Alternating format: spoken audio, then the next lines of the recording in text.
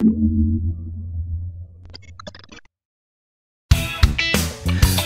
eu costumo dizer, é um podcast com Paula Neto e João Berão, feito de conversas sobre comunicação, com convidados inspiradores que não se citam, mas podiam.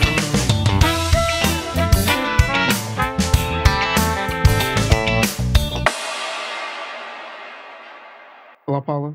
Olá, João. Paula, como é que tu costumas dizer? Como eu costumo dizer, na saúde mental comunica-se mal. Eu gosto dessa expressão. Eu acho que a saúde mental, aqui da minha perspectiva completamente ignorante sobre este tema, mas de senso comum, toda a gente tem uma opinião, acho que a saúde mental não se comunica de todo, acho que é um estigma. Ah, Sim, sim. Não só não se comunica, como se esconde, não é? Agora a coisa melhorou, não é?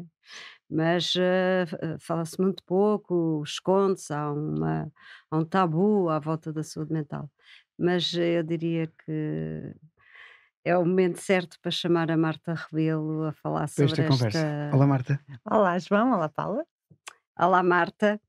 Então, Marta, para já vou-te só apresentar, pode ser? Pode ser.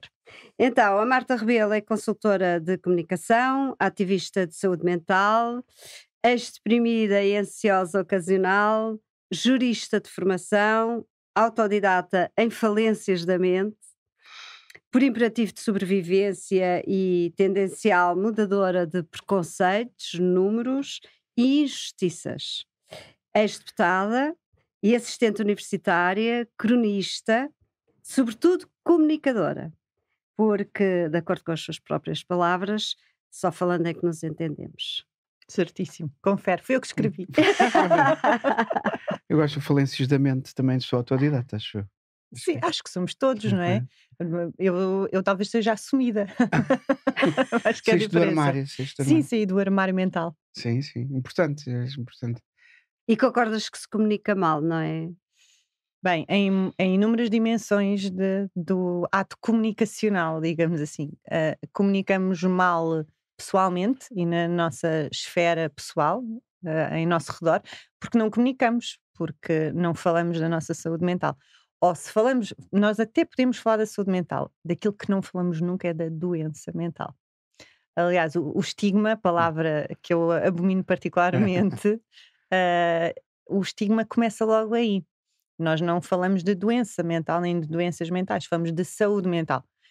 Que é ridículo, porque se falamos de saúde mental é porque ela não existe ou está em crise. E, portanto, o que é que está no lugar da saúde quando ela não existe? Doença. O que eu estou aqui a aprender é que as pessoas falam do tema à volta da ideia da doença mental até com uma ideia positiva, o que é em si mesmo um estigma, não é? Não, é saúde mental, com medo de que seja estigmatizante só o facto de se lhe chamar doença, não é? Sim, mas se o princípio fosse esse, fosse positivar um negativo, mas não, é só esconder o É só negativo. esconder, claro. É só esconder. Se o positivar, já somos nós a tentar extrair uma conclusão boa de uma coisa que não é, de uma coisa Sim. má. Sim. Sim, mas eu acho que aqui a expressão também é como uma espécie de advento, não é? Se reparares, também não são centros de doença, são centros de saúde, não é? A ideia é a pessoa ir na busca da saúde.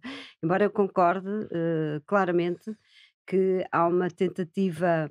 Nós, a prepararmos aqui o programa, e eu comentei com o João uma coisa que não só não se comunica, como se esconde. Por exemplo, se tu fores. Isto acontece, se fores ao médico, vais ao psiquiatra, por exemplo, e a pessoa, para entregar no trabalho, pede um recibo a dizer clínico geral, porque ela própria não tem coragem para. Não é coragem, aqui não é uma falta de coragem, é uma falta de entendimento de que há realmente uma doença, não é? Eu acho que as pessoas têm um entendimento muito maior do que aquilo que Eu nós estou a lhe falar atribuímos. coletivo, o entendimento coletivo. Coletivo e sim, e individual, porque o problema do estigma começa em nós. O problema é o autoestigma. Nós temos estigma com a nossa própria saúde mental ou com a nossa doença mental. E isso depois contagia toda a forma de ver o tema em nós e nos outros. Eu acho que essas situações já começam a ser menores, porque eram a regra, já começam a diminuir, porque também o mundo do trabalho despertou muito recentemente para o problema. Eu costumo sempre dizer isto, já agora eu costumo dizer, eu costumo sempre dizer Não, que para sensibilizar os atores económicos para este tema, porque nós passamos 47% do nosso tempo a trabalhar, nós europeus, o resto passamos em boa parte a dormir, portanto é dramático se pensarmos claro. que dormir é a primeira atividade e trabalhar é a segunda. Nós passamos muito tempo a trabalhar, então obviamente que é um cenário, um palco em que este tema deve ser tratado. Não, como agora é um bocadinho moda pensar-se, porque o trabalho seja a origem do problema. O trabalho é mau e deixa-nos doentes da cabeça, deixa-nos mal O trabalho é o mentalmente. mal, é o mal. Não é o mal, Claro. não é necessariamente o mal, às vezes Sim, será. às vezes Há ambientes de será, trabalho mas isso é cada tóxicos, há caso. chefes que são terríveis, há funções que não nos realizam, tudo isso. Mas eu tenho uma visão holística do problema. Eu acho que a nossa saúde mental é comprometida pela vida e a vida acontece a nível Em todas as pessoal, dimensões, a claro. nível laboral, enfim, etc. E até uma predisposição, não é? Há um conjunto, às vezes há um território onde. É multifatorial, Exatamente. não há não se consegue identificar em casos individuais uma única razão. Pode haver uma razão preponderante, mas as doenças mentais são multifatoriais.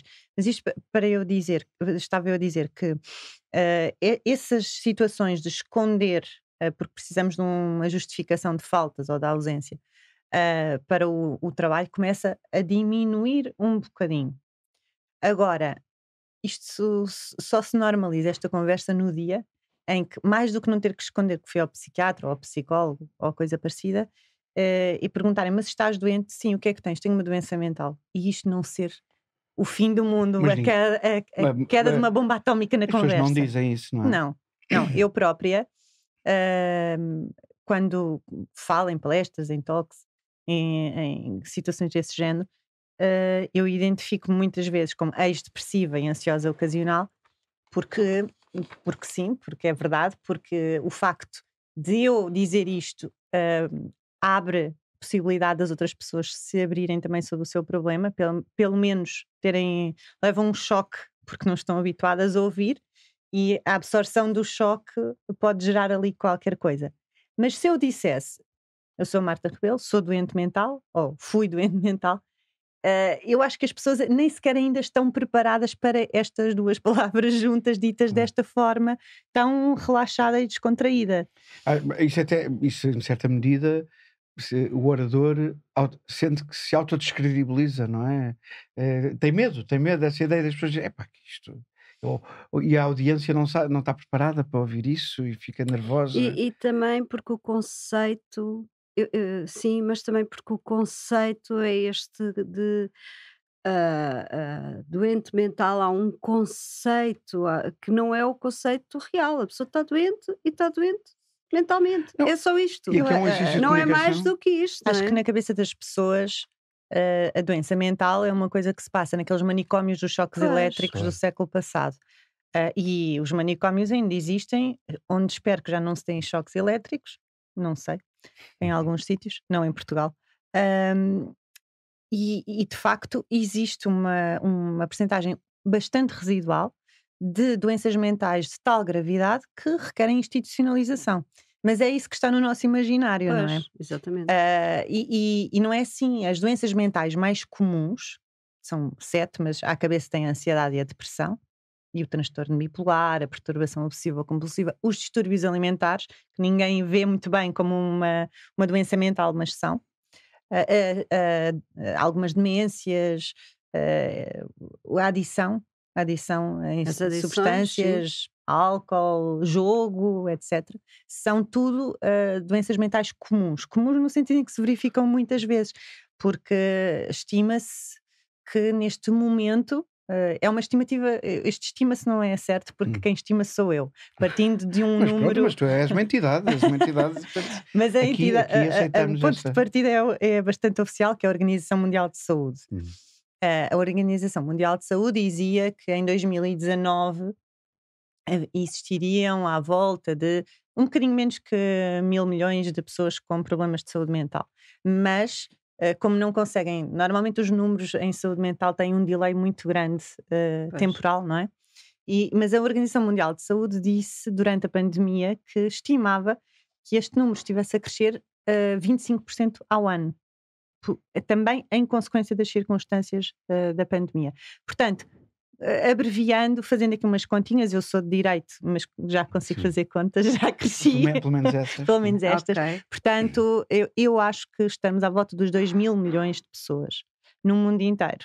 Portanto, destes 2.000 milhões, que é muita fruta, muita gente, as pessoas que correspondem a essa nossa imagem da institucionalização e da doença mental muito grave são uma percentagem ínfima.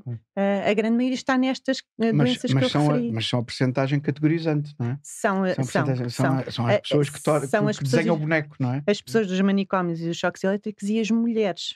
Era para aí que eu ia, porque a questão do delay também há nas estatísticas uma maior percentagem de mulheres que aparecem com depressões, etc, etc. E essa maior percentagem não corresponde exatamente a. Pensa só, sabe-se que muitos antidepressivos são mais prescritos a mulheres, ansiolíticos, etc, etc, porque elas procuram mais ajuda. Portanto, não há exatamente uma correspondência real entre... Sim, as mulheres não sofrem mais de doença mental do que os homens. Não sofrem mais, não há uma correspondência. Ou Só sofrem. procuram mais ajuda. Isso requer um... Ou sofrem. Eu estou a consultar a nossa entidade. Sim. Então, Porque eu não tenho. vamos por partes. Eu dizia que as categorias, categorizantes, aliás, eram esse número residual de pessoas que têm doenças mentais mais graves e que necessitam de institucionalização, e as mulheres, porquê? Porque as doenças mentais, sobretudo a depressão, que não tinha esse nome à época, foram sempre tratadas como sendo um fenómeno feminino. Os historiadores da psiquiatria chamam este fenómeno a feminização da loucura. Para terem uma ideia, uma das primeiras designações que se deu à sintomatologia da depressão é a histeria. A histeria vem da palavra histeria. Histeria é útero em grego. Portanto, e isto durou até os anos 60 do século passado. Foi ontem, não é? Sim. Foi ali antes de ontem. Claro. E só nessa altura, quando se começou a sofisticar um bocadinho a pesquisa científica e médica e a desenvolverem-se antidepressivos, ansiolíticos, etc., só a partir daí, não foi aí, foi a partir daí é que se começou a desconstruir esta ideia. Agora, o que se passa atualmente é isto.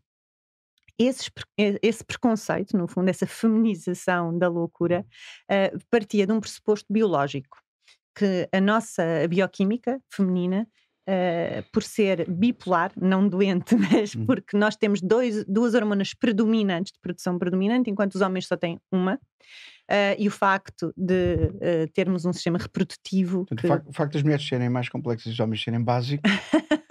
Eu não diria tanto, porque nós não somos assim tão mais complexas bioquimicamente, nem vocês são assim tão básicos. É a diferença, uma hormona predominante para duas. Mas há uma complexidade hormonal maior. Há uma complexidade hormonal maior, mas que não justifica que se considere que as doenças mentais são predominantes no feminino, e na verdade elas não são todas. Por exemplo, a ansiedade, que é neste momento a doença mental no topo do topo, é a predominante, já ultrapassou a depressão há algum tempo, tem uma taxa de incidência maior e um risco de incidência maior nos homens do que nas mulheres. A depressão, sim, tem uma taxa de incidência maior nas mulheres, mas esta diferença, este maior, não é significativo, não é uma coisa de 10 mulheres para uma. O risco é 2 vezes maior. Pois era exatamente essa ideia que eu tinha. Ao ouvir-te e a trazer um bocadinho aqui a conversa para o nosso âmbito da comunicação, e para o ângulo em que eu e a Paula achámos engraçado desafiar-te também para estar aqui, quer dizer, todos os ângulos de conversa, mas esse que estavas a tocar no ponto da ansiedade e na ideia de que os homens até estão, e eu enfio esse chapéu, porque a ansiedade é uma coisa que me é muito próxima, a mim pessoalmente, e portanto podia falar um programa inteiro sobre isso, daquilo que tem sido a tua investigação e a tua reflexão sobre o tema. e neste ponto da comunicação, acho que os homens têm de facto ainda um preconceito grande, se calhar maior do que, acho que a Paula há bocado estava um bocadinho a abordar isso, Sim. que os homens têm um preconceito maior de reconhecer a fragilidade. Sim, há um a fragilidade A e um pressuposto vulnerabilidade, que eu prefiro. é isso. Era isso que eu ia dizer. Eu ia escolher a palavra vulnerável, Sim, que essa vulnerabilidade seja um sinónimo de fragilidade. sim, mais o isso, preconceito não é O esse. preconceito é esse, O não é? preconceito é Se eu esse, sou sim. vulnerável, logo És frágil, logo és fraco. Sim, Até porque tu exatamente. és Sim, pois já- O homem não chora, repara. Sim, Está claro, tudo claro. aqui. Um homem não chora. Bom, isso não é falar de mim. Não, repara. Nem é falar Sou pessoa dos que chora em homens. musicais, portanto sou um mau exemplo para isso. O estigma com a saúde mental, como todos os estigmas e todos os preconceitos na história da humanidade, não vive desligado de outros preconceitos e de outros estigmas. E a questão de género também tem impacto nesta conversa. Já falámos um bocadinho sobre isso, não é? Esta ideia da feminização da loucura é Claro, um não, chuchu, sim. é um bombonzinho Essa coisa da histeria é histórico. muito interessante. Mas existem o próprio papel social da mulher, portanto é um conjunto de preconceitos que decorrem das circunstâncias sociais, impactam na nossa saúde mental, que é uma coisa engraçada, é pensar quem é que é a história do ovo e da galinha, não é? Porque nós pensamos, espera, as mulheres têm, ou foram tendo, ou será que têm uma maior incidência de doença mental porque são bioquimicamente mais complexas? Será que sim, será que não? Mas o que ultimamente se tem estudado e se tem conseguido ir comprovando, estatisticamente até, é que a forma como a mulher é percepcionada socialmente e as circunstâncias limitativas com que vive impactam na sua saúde mental. Portanto, Claro. não são o ovo, são a galinha, são a galinha, são o ovo. Sim, somos todos produtos de um contexto, não é? Somos todos Sim, produtos de um na contexto. mesma medida, exatamente a mesma medida do papel social dos homens e por isso eles procuram menos ajuda. Sim, Há esta ideia de que a vulnerabilidade não é exatamente Mas o elemento. mas essa o é uma ideia um elemento- bocadinho feita atualmente. É uma ideia feita e Que os está homens a procuram desfazer-se, menos não é? ajuda. Os homens procuram de facto menos ajuda. A diferença não é gigante atualmente, mas há aqui uma outra vertente desta questão do tratamento médico, ou melhor, da forma como a medicina cuida da saúde no âmbito dos géneros, de que se fala muito pouco e que tem a ver com isto. Em termos de pesquisa científica, pesquisa médica, ensaios clínicos, 80% dos ensaios clínicos são feitos partindo do biotipo masculino. A não ser que estejamos a falar de medicamentos para a Pois bem, mas menopausa, isso por exemplo, também que não não é me possível. surpreende, pois não, isso também não me Não, a surpreende. mim não me surpreende nada, mas espero que surpreenda quem nos ouve, porque é bom sinal que se surpreenda, que ache isto exótico, não é? Portanto, tudo isto é Sim, todo sim, um sistema que funciona mal, que está muito construído, e lá está. São muitos séculos a ver as coisas, a ver o mundo de uma determinada forma. Mesmo que eu já não o vejamos assim, isto vai demorar um bocado a desconstruir. Sim, os processos estão montados de uma forma em que é difícil desconstruir. É Eu difícil. estava a ouvir falar, por de preconceito, e estavas a dizer que hoje há mais homens a procurar ajuda, e eu estava a pensar que, no meu caso particular, eu Falam menos sobre isso. não, era isso que eu ia dizer. Porque nós pedimos ajuda e temos É isso. um bocadinho Mas o menos Era pedir de exatamente dificuldade ajuda em é reconhecer. repara falar que eu estou a falar- menos eu- sobre isso, não é? Pedir Não, ajuda e também repare, é falar eu menos não, sobre eu não isso. sou uma entidade e, portanto, estou a falar completamente de cor em cima do meu senso comum, mas tenho ideia que, no meu caso particular, eu estou ligado às indústrias criativas, sou uma pessoa, trabalho muito temas como o teatro de improviso, exploro as minhas próprias emoções de uma forma muito aberta, até muitas vezes em conceitos de formações, etc. E por isso permite-me falar da minha ansiedade, permite-me dizer que procurei ajuda, que procuro e que tenho apoio na gestão dessa ansiedade, etc, etc, porque sei que isso a mim me prejudica zero profissionalmente. Pelo contrário, no meu caso particular, até se calhar até me aumenta porque me posiciona num contexto. Agora, se eu estivesse num contexto de gestão mais duro, num ambiente corporativo muito masculinizado, à espera da minha promoção, para passar ao próximo nível do board, se calhar não ia contar que anda a fazer terapia para a ansiedade. Não ias contar de certeza, Não é? mas Mas concordas com. Estou a pensar bem? estás a pensar, infelizmente estás a Infelizmente bem, pensar muito sim, bem. sim. Não é Mas pensar bem, estou a pensar certo, não é? eu contraponho com. Só para quem nos ouve se centrar nisto, eu contraponho esse cenário que desenhaste a um cenário em que tu tinhas uma doença física grave, estavas a fazer tratamento para ultrapassar essa doença e o prognóstico, ou a previsão até era que conseguisses. Tu estavas nas mesmas circunstâncias, à espera de uma promoção, ias falar sobre esse problema de doença física no teu trabalho? Claro que ias. E Claro. provavelmente a organização ia dar-te condições e maior flexibilidade e apoio e etc. para tu ultrapassares essa situação. Portanto, estamos a falar sempre de doença. Uma é física, uma é mental. Pois, E a exatamente. física, às vezes, até pode ser mais difícil de ultrapassar do que a mental. Há um episódio do Seinfeld sobre isso. É triste, não é? Sim, É sim. muito triste Sim, sim.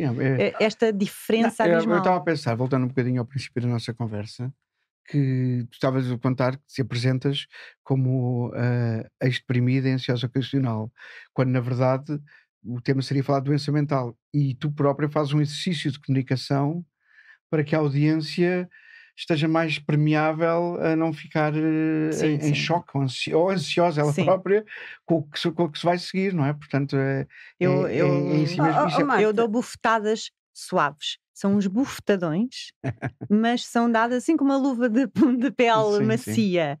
Porque eu acho que as bufetadas são muito importantes para as pessoas se chocarem e ao chocar-se conseguem absorver esse primeiro choque com alguma capacidade e dar-me uma Pois, atenção claro. diferente para o que eu digo a seguir.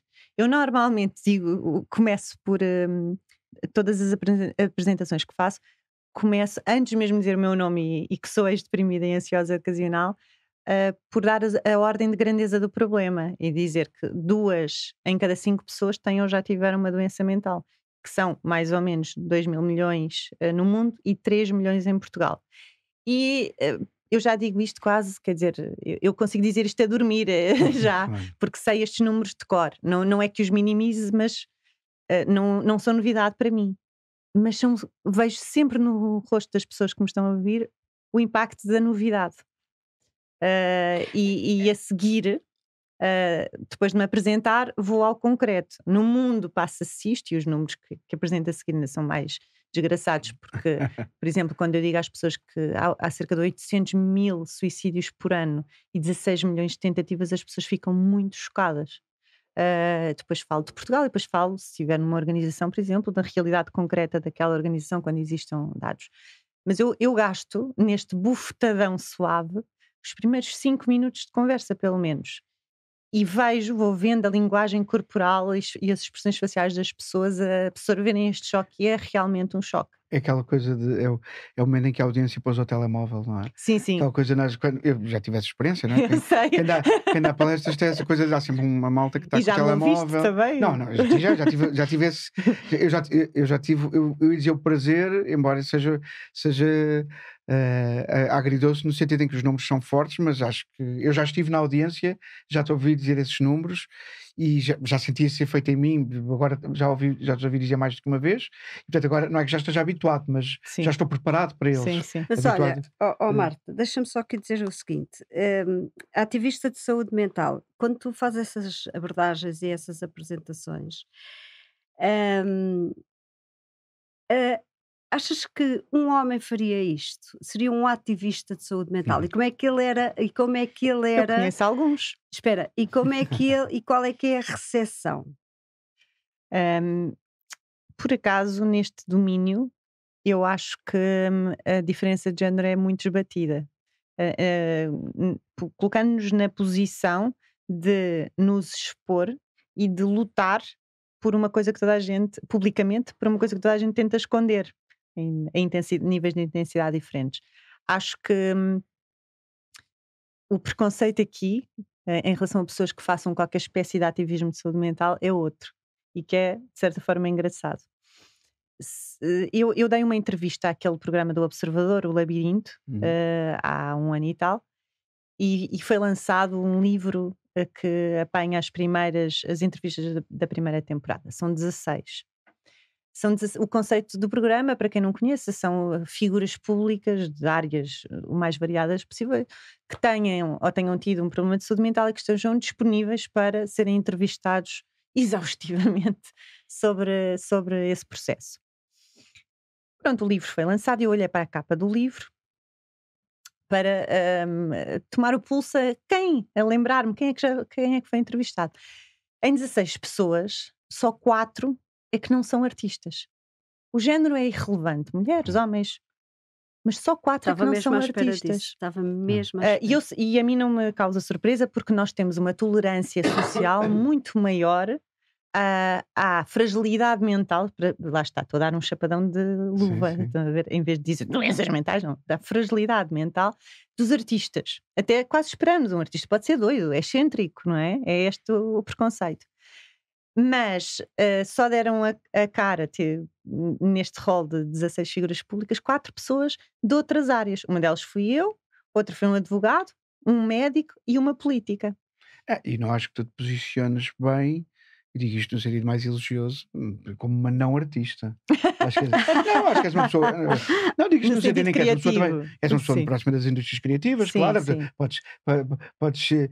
Sei que numa vida passada foste advogada, mas já ninguém se. Advogada nunca fui. Nunca foste, sim, Nunca mas estive és inscrita forte. na ordem. Isto é um Mas- ponto de honra, está bem? Porque assim, vocês já contaram que eu fui deputada, já chega de manchas curriculares, não digas que eu fui advogada. Não, mas também. para ser, Sim, sim, para fica. ser advogada também é preciso ser criativo. Que se bem que eu sei É que tu outro não tipo- foste. É outro tipo de criatividade. Até Depois para ser explico- contabilista. Sim, Sim, claro que sim. Sim. Claro que sim. Não, Mas aqui nestes 16, deixa-me estar nos 4 que não são artistas, Sim. só para ajudar um Sim, claro. bocadinho, não é? Mas mesmo assim é incrível como, se calhar, se olharmos para os perfis, o que eu queria, para os perfis desses 4, eu consigo identificar isso no teu, vamos perceber que mesmo sendo pessoas Sim, claro que de sim. áreas menos Claro que sim. artísticas, se calhar têm um perfil. Aqui a questão é que vamos lá voltar àqueles 2.000 milhões. Há aqui gente de todos os géneros, de todas as áreas Claro. profissionais, de todos os estratos sociais, de todas as cores de pele, de todos É os muito credos ingênuo, religiosos. é muito ingênuo acharmos que é diferente disso, não é? As que- doenças mentais são extraordinariamente democráticas. Claro. São a coisa mais democrática que eu conheço. A doença em si é A democrática. doença é democrática. Mas as doenças mentais, pelas construções que nós temos a priori sobre o que imaginamos da doença mental, elas são mesmo muito democráticas. Por eu costumar dizer, eu costumo dizer muito isto. Olhem à vossa volta e pensem na quantidade de pessoas a que aplicam aquela máxima do ele ou ela tem tudo. Porque nós vivemos a julgar as aparências, não é? As aparências, porque normalmente conhecemos as pessoas pela rama, mesmo quando achamos que as conhecemos bem, e achar que o somatório de algumas circunstâncias da vida significam a essa pessoa ter tudo e, portanto, jamais são depressivas ou têm um problema de saúde mental. Não têm direito a ter um. Nem faz sentido. Eu acho Claro. que Não nem é não uma tem questão direito, de ter sim. direito, é que na cabeça das pessoas não faz sentido somar àquela vida uma doença mental.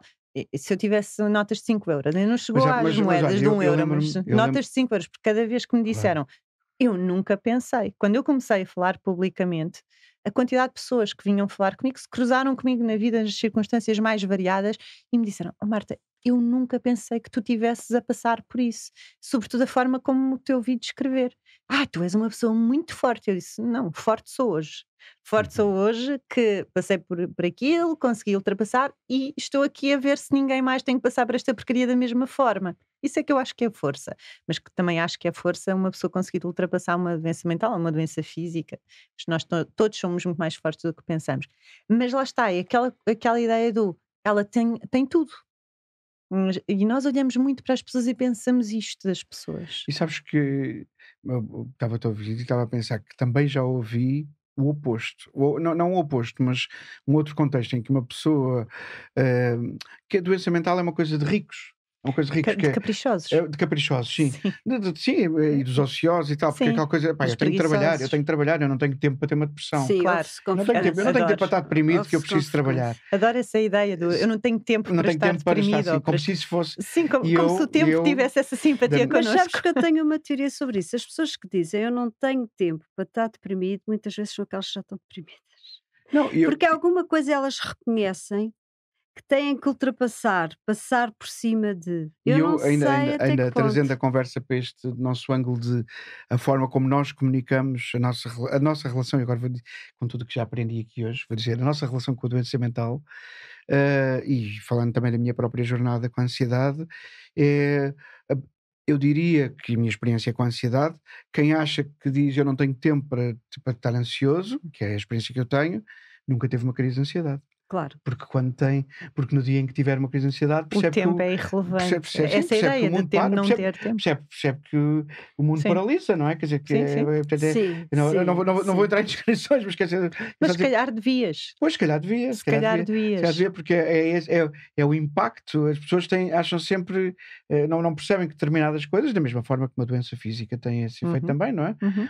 O tempo para. Não, portanto, às vezes- e o problema das doenças físicas é que elas despletam muitas doenças mentais É por o- é mais o- associação. É E mais- o E contrário. muito o contrário. E muito o E contrário. é as duas coisas. Há, aliás, uma doença mental que é a somatização, Pois, Claro, exato. claro. que é a Exatamente. construção mental de problemas físicos que acabam por se desenvolver. Vocês sabem qual é o órgão que produz a maior quantidade de neurónios no nosso corpo? É o É intestino. o intestino. Era ignorante. É o sim. intestino. Portanto, os nossos intestinos fazem parte do nosso sistema nervoso. É Claro. fantástico, É não é? incrível, Claro. incrível. É sim. incrível. Sim. Faz sentido, não é? Tu, que já experienciaste ansiedade, sentes seguramente o estômago revolto e os intestinos também ficam meio alucinados depois, antes ou durante ou a seguir a teres um ataque de ansiedade. Faz sentido. Os teus intestinos, o teu aparelho gastrointestinal integra o teu sistema Sim. nervoso. Repara que eu não vou concordar. Não, fazes Só bem, vou fazes deixar- bem. Deixa estar. Fiquem aberto. Mas olha, mas ó Marta, como é que se comunica bem então? Porque assumimos aqui que saúde mental comunica-se mal, desde Ou não se logo comunica. pela, Ou não se ou comunica, não se sim, comunica, sim. desde logo até pela formulação, não é? Uhum. Que era preferível doença mental, só assim para acabar com. Sim, Mas como é que se comunica bem? O que é que se podia fazer, por exemplo, do ponto de vista dos agentes de saúde mental e do ponto de vista de toda a comunidade, vamos chamar E assim? das próprias pessoas. Sim, é isso, toda a comunidade. então vamos criar aqui uma escadinha. Vamos. Uma escadinha de 4 andares. No primeiro andar, a comunicação pessoal. A forma como nós, pessoas, comunicamos a outras pessoas, não em entidades, não ao patrão. Comunicamos a outras pessoas os nossos problemas, as nossas doenças mentais, ou os nossos sintomas, ou o nosso mal-estar mental, que é outra categoria que não chega à doença ainda. Com abertura. Se calhar com pouca brutalidade, porque as pessoas. Brutalidade no sentido de abertura total, não é? De sinceridade, candura absoluta, mas falar sobre o problema. Provavelmente, se as pessoas se tornarem mais abertas a falar sobre isto em seu redor, vão chegar a uma conclusão inesperada, que é do outro lado ouvirem: ah, sério, eu também. Isso é extremamente poderoso. Porque nós somos animais de tribo, nós precisamos de pertencer. E se soubermos que outras pessoas à nossa volta, da nossa tribo, reconhecem o problema, os sintomas, já passaram por aquela casa, nós sentimos menos maluquinhos por isso. Eu sei, por experiência própria. E o poder da identificação e da integração na tribo é muitíssimo grande. Não existem estudos sobre isto, mas eu tenho a certeza que isto impacta no processo curativo e no bem-estar mental das pessoas. Isto por um lado. Por outro, no patamar seguinte, eu colocaria as instituições e as organizações. Ou antes disso ainda, vamos aos agentes. Vamos aos agentes médicos. Eu acho que ninguém nasce ensinado e alguém que é médico, psiquiatra ou um psicólogo, não tem de ser um comunicador por excelência, pelo menos à partida, não é? Agora, tem de ser educado ou educar-se para comunicar bem, porque lida com pessoas em situações de extrema dificuldade e fragilidade para aquelas pessoas. Ir ao médico e sujeitar-nos a ouvir uma má notícia porque uma doença é sempre uma má notícia, mesmo que Claro. seja uma constipação, não é um momento, é um momento em que as pessoas estão fragilizadas. Portanto, tem que se saber comunicar de acordo com essas circunstâncias. E se é a nossa profissão, ou se inclui na nossa profissão inúmeros atos de comunicação nessas circunstâncias, então nós temos que aprender. Mas temos que aprender onde? Provavelmente nas universidades, não é? Provavelmente, ou nos exames de especialidade, não sei, não sou especialista no processo formativo dos médicos ou dos psicólogos, mas acho que a comunicação tem de ser integrada aí. Dou-vos um exemplo, não é de um psicólogo, mas é de uma instituição que junta os psicólogos, que é a Ordem dos Psicólogos, que nos últimos anos tem feito um esforço de comunicação enquanto organização para fora, e de dar ferramentas de comunicação também aos seus associados, que eu francamente acho notável e acho que é um bom exemplo de comunicação numa área de saúde mental. Depois, no patamar seguinte, aí sim colocaria as organizações. Só que aqui este andar depois sobe para o quarto com vários degrauzinhos de dimensões diferentes. Porque as organizações têm que aprender a comunicar internamente. As organizações preocupam-se cada vez mais, seja de uma forma interesseira, e lá está, não há problema nenhum ser uma forma interesseira, porque isto custa muito dinheiro às empresas, as doenças mentais dos seus colaboradores, e portanto, se não for por humanidade e for por razões Sim, desde que financeiras, resulte. desde que façam, Claro, estão claro. olimpicamente nas tintas. Mas têm que aprender a comunicá-las, a comunicar aquilo que fazem. Já não vou ao patamar primeiro, que é o que é que fazem, se fazem bem ou mal. Não interessa. Vamos partir do pressuposto que estão a fazer, têm que saber comunicar internamente. As coisas que acontecem mais vezes são os colaboradores de empresas, de organizações, dizerem que não sabem se as medidas que as empresas estão a aplicar são boas, são eficazes, são suficientes, porque não os conhecem.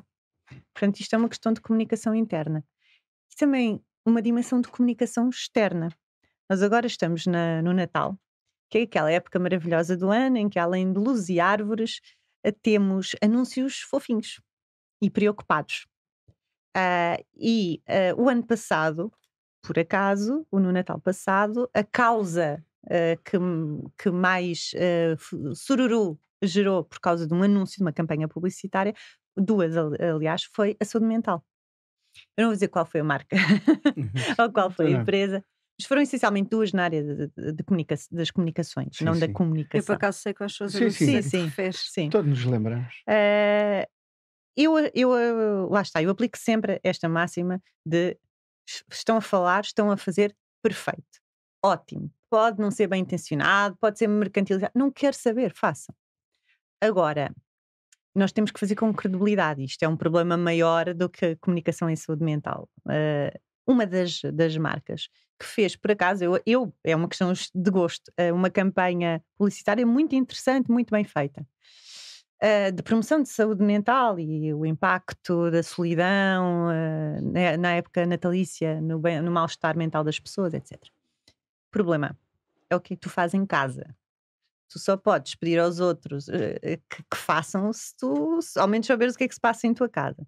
No dia seguinte ao lançamento desta campanha, apareceram nas redes sociais inúmeras pessoas que se diziam colaboradoras da empresa em questão, dizer que, olha, lindo, fantástico, mas fizessem cá dentro e não nos estigmatizassem e discriminassem porque nós temos problemas de saúde mental e baixas por doença mental, era porreiríssimo. E eu olhei para aquilo e pensei, oportunidade perdida. Porque é certo que eu sou uma consumidora daquela campanha particularmente atenta ao tema, mas E que impacta sempre mais pessoas. mas e tal. impacta muitas pessoas Claro. e nós acharmos que as pessoas são tolinhas e que veem os anúncios, acham tudo bonito, os anúncios ou qualquer outro de comunicação, e não há escrutínio nenhum depois disso, não querem saber, é muito errado. Isto de estupidificar as pessoas não funciona nunca. E a credibilidade de tudo o que de bom aquela instituição faça a seguir neste domínio é questionada. Claro. Eu outro dia estava a ver anúncios de Natal e a pensar o que é que eles se lembraram este ano e torço o nariz, porque eles essa instituição pode fazer coisas maravilhosas, mas o meu ponto de partida é desconfiança.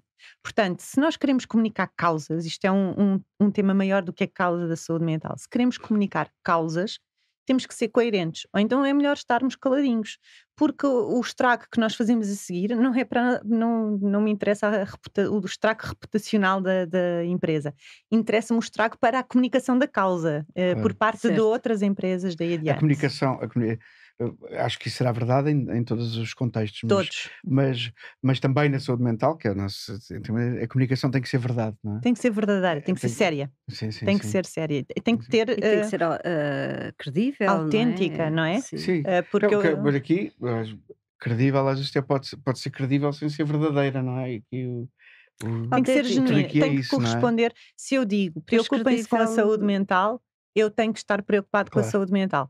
Ou pelo menos conseguir convencer as pessoas que estou. Vamos parecer não é? bem, não é? Tem que parecer. Mas Parecer as bem. empresas agora começam a dar um passo que é vale o que vale. É um passo, é um passinho de bebê, mas que é algumas empresas até classicamente fechadas, não vou dizer, mas que eu sei que são classicamente fechadas a este tipo de coisas, começam a falar e a criar questionários e inquéritos sobre a saúde mental dos seus colaboradores.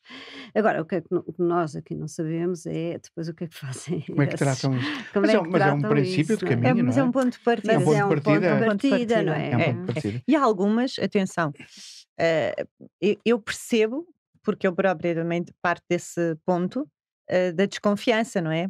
Porque uma empresa não é uma entidade boazinha. Não tem de ser. Uma empresa serve para gerar lucro. Sistema capitalista há a sempre- funcionar, não é?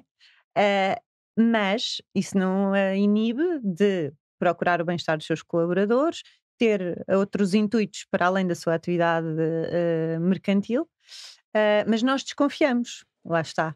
Eu já testemunhei, se calhar e tu deves conhecer de uma forma mais ampla essa experiência, já testemunhei isso no meu passado mais corporativo, eh, em que de repente existia um apoio, existe uma psicóloga da empresa ao dispor de quem quiser. E as pessoas não vão porque pensam que estão a Claro. falar, no fundo é qualquer coisa do príncipe das orelhas de burro, não é? Estão a Voltamos falar ao para um nosso buraco que amigo, depois vai fazer estigma. eco. É o estigma, não é? É Eu vou estigma. contar e É depois já estigma.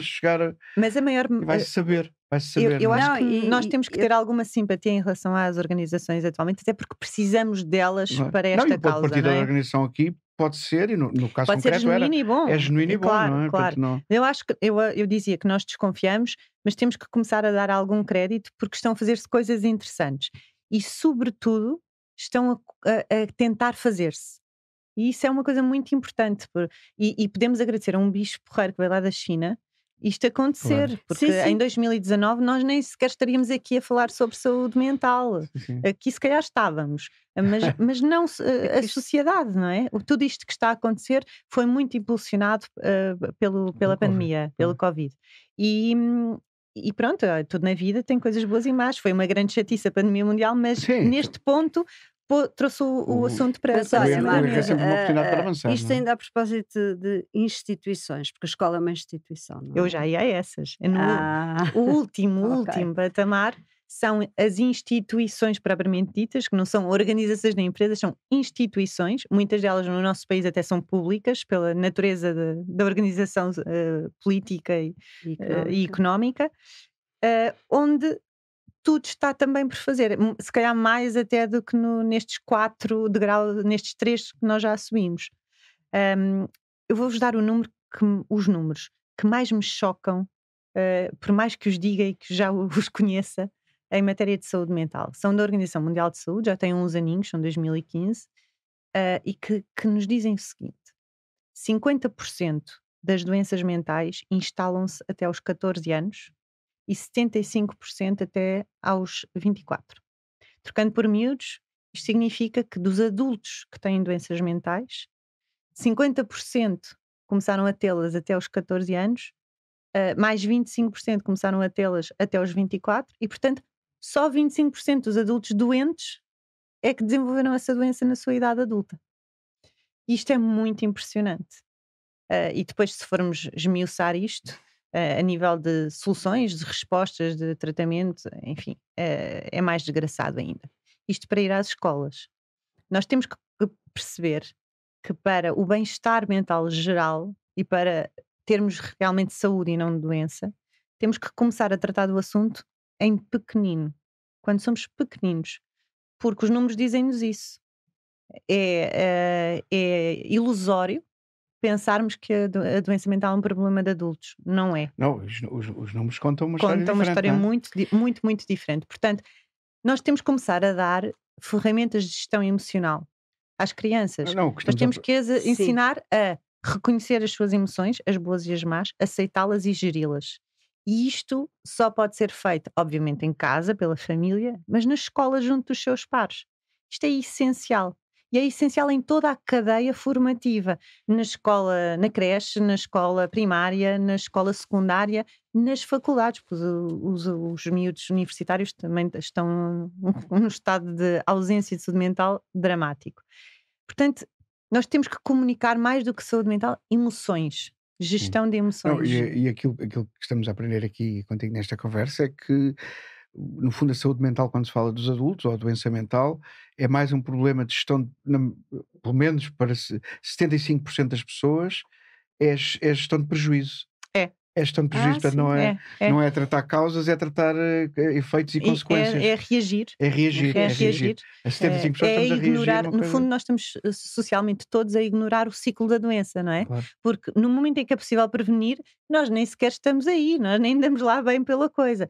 Portanto, nós estamos só a reagir e nem estamos no segundo, na terceira Sim. fase de acompanhamento do ciclo da doença, que é reintegrar. É o que é que fazemos às pessoas depois de elas ultrapassarem doenças mentais e voltarem à sua vida normal. Mas já nem vou aí, nós Claro. estamos só a reagir. E prevenir quebra o ciclo na raiz, não é? Mas eu não sei se sabes, deves saber de certeza absoluta, que as escolas, isto toda a gente sabe, a primeira parte daquilo que eu vou dizer toda a gente sabe, que é as escolas não dispõem nem de mecanismos, nem de formação, nem de psicólogos. Claro que não. Nem de Claro que psicólogos. não. Há um psicólogo para um universo de centenas de miúdos. E a acrescentar a isto, este psicólogo não pode, por imposições da lei, cujas quais as razões pelas quais a lei impõe isto, eu posso adivinhar, mas não sei com rigor. Esses psicólogos não podem fazer clínica, portanto, são orientadores para os cursos, para. Sim, dão não- apoio a à lei não aprendizagem permite, e e apoio sim, vocacional. exato, Sim, vocacional. e sinalização para Pronto. depois outros Exatamente. agentes intervirem. Portanto, os alunos não têm ali um espaço de acolhimento, não é? Porque nem todos podem pagar, porque Uhum. o psicólogo é caro, até pela natureza do tratamento, porque é preciso ir com recorrência e com periodicidade, mas o pouco que há nem sequer é clínico.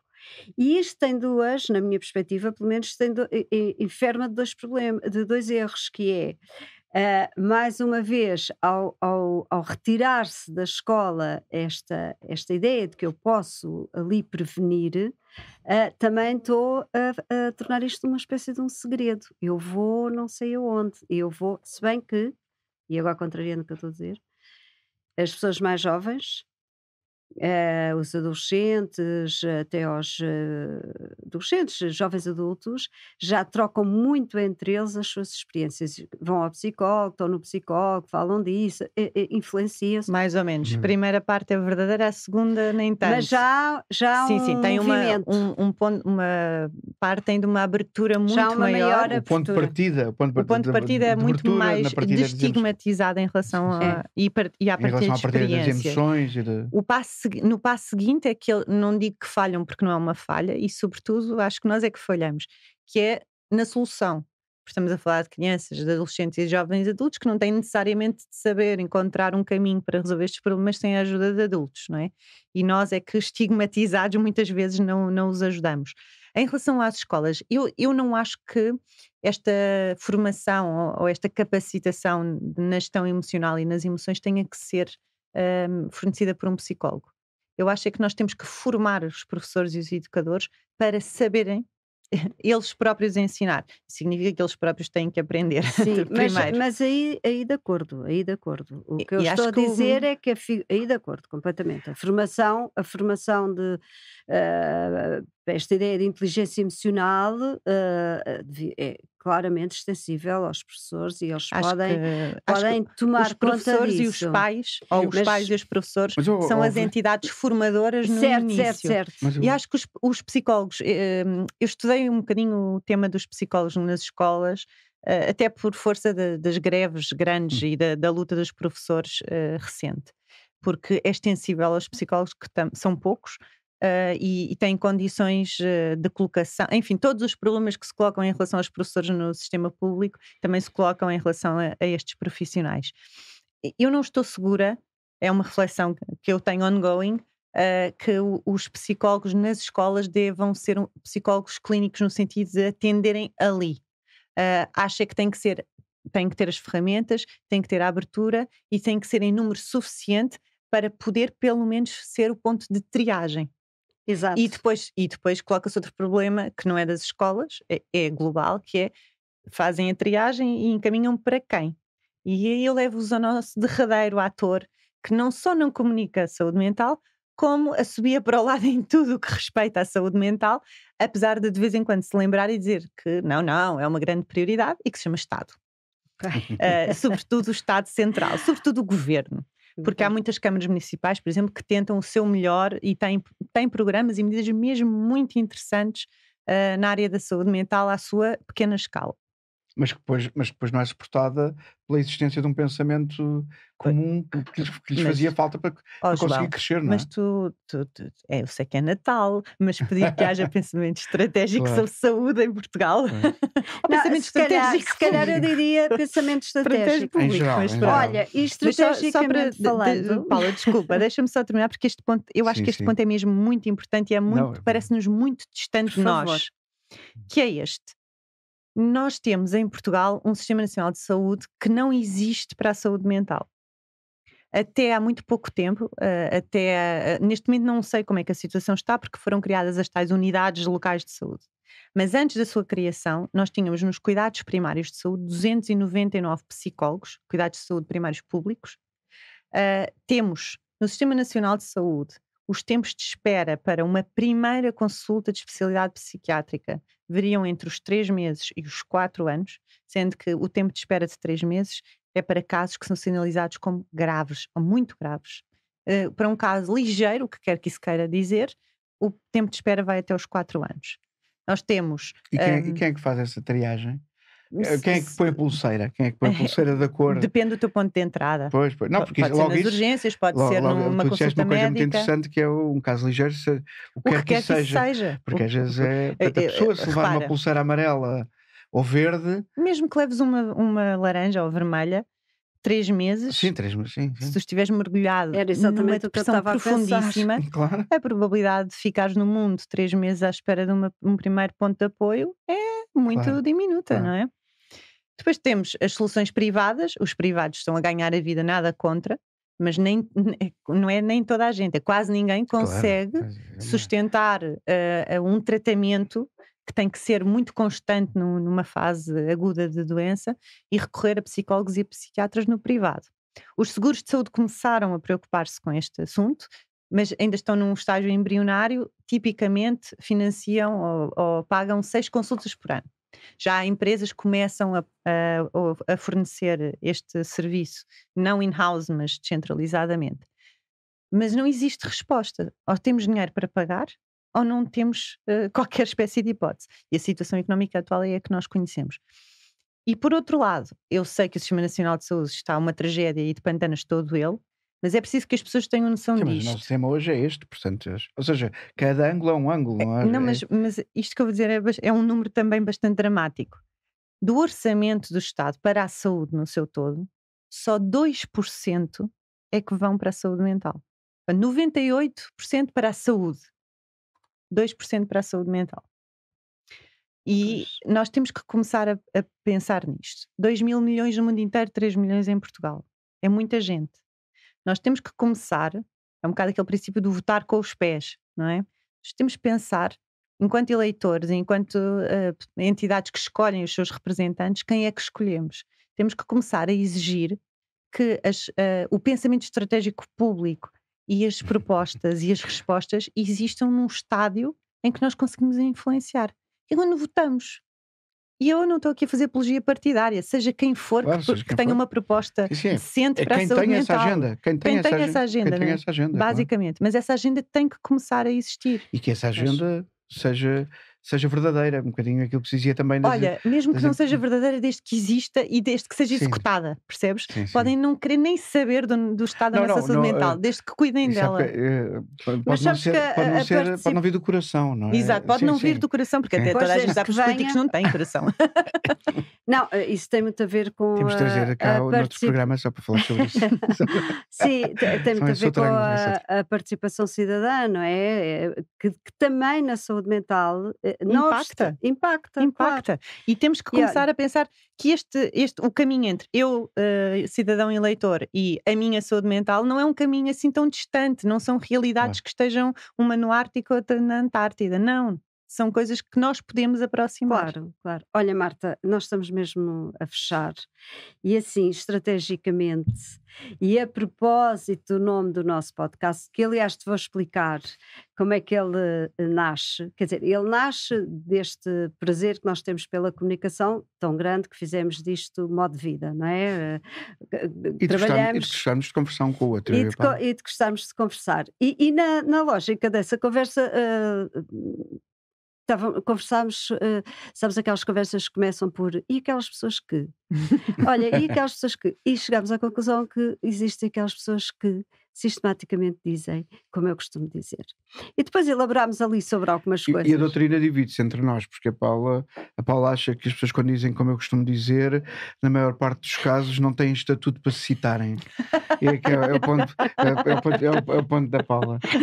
Eu acho que não entraram para a E eu, no história. meu caso, é porque normalmente as pessoas, eu embirro com a expressão, porque as pessoas normalmente dizem coisas do género. Como eu costumo dizer, mais valem 2 passos na mão do que um a voar. Ou é ao contrário. Mas, não, e é aquela coisa especial que é, não, essa frase é ótima, não é a tua. Nem sabes bem de quem Sim, é. portanto, as pessoas muitas vezes citam-se, dizem, como eu costumo dizer, e vão buscar uma citação do mundo, não é? Ou de um político, ou de qualquer coisa que leram assim num pacote de açúcar. E, portanto, foi assim. Foi assim que nasceu. E por isso, e nesta linha, vamos pregar-te aqui a partida de te perguntar como é que tu costumas dizer. Eu costumo dizer como o Mr. Spock do Star Trek. Numa versão muito recente, que estão sempre a fazer séries de Star Trek, não é? A última, que se chama Star Trek Strange New Worlds, e é um dos Mr. Spocks mais fantásticos que eu tenho visto, este moderninho.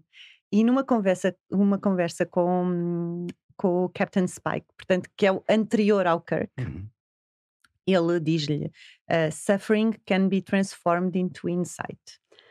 E eu achei que ele estava a falar para mim. Claro. Dá vontade de fazer uma t-shirt disso, não é? Sim, porque de facto é quase o meu mote atualmente, é transformar o meu sofrimento, uma história que é de sofrimento durinho, de 2 décadas e tal, em insight e em centímetros de mundo que eu tento mudar um bocadinho. Portanto, Mr. Spock, long live and prosperous. Isso é Olha, perfeito. Muito obrigado. Perfeito. Obrigado pelo teu tempo, pela tua abertura. Live long and prosper. Agora acabávamos assim. Eu não consigo fazer bem, mas E esta conversa podia durar mais 2 horas, porque ficamos curiosos, portanto... Foi perfeito. Perfeito. Obrigada. muito obrigada pelo convite e continuem a dizer como costumam. Como E aquelas dizer, pessoas que, como costumamos dizer, até à próxima. como Até à costumamos próxima. dizer, obrigada. Obrigada.